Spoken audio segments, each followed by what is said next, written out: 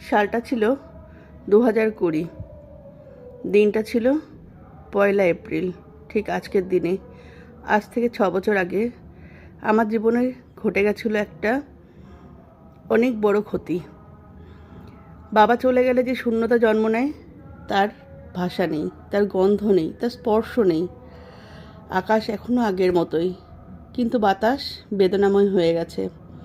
যেখানে ছিল হাসি, সেখানে এখন নিঃশব্দ শূন্যতা। সময় এগোয়, মানুষ বলে সব ঠিক হয়ে যাবে, কিন্তু বাবার শূন্যতা সময়কেও ছাপিয়ে যায়। বাবা চলে গেলে পৃথিবী ভরে ওঠে নীরব কান্নায়, যে শূন্যতা কখনো পূর্ণ হয় না।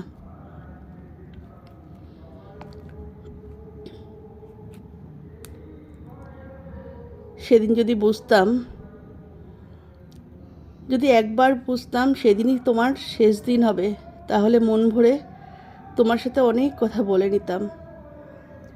আজ সব কিছু থেকেও, সব কিছুর মাঝে, সব কিছু শূন্যতায় যেদিকেই তাকাই সেদিকেই তোমার শূন্যতা অনুভব করি।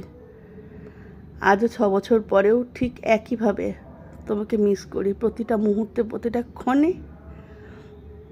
হয়তো সেটা বলে বোঝানোর নয়। যেখানেই থেকো শুধু ভালো থেকো বাবা তুমি। আর উপর থেকে দুহাত ভরে তুমি আশীর্বাদ করো